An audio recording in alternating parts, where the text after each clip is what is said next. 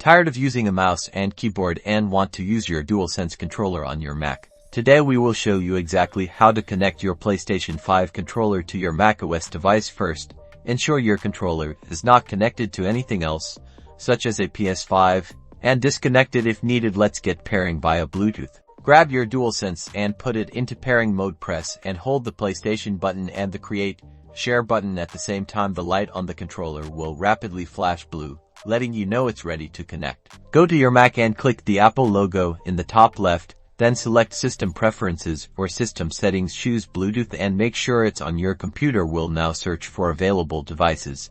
In the Bluetooth devices list, your DualSense will appear, possibly as wireless controller. Click Connect to begin connecting your Mac to your controller. Within seconds, the status will change to connected, and the light on your controller will turn solid. You're ready to play.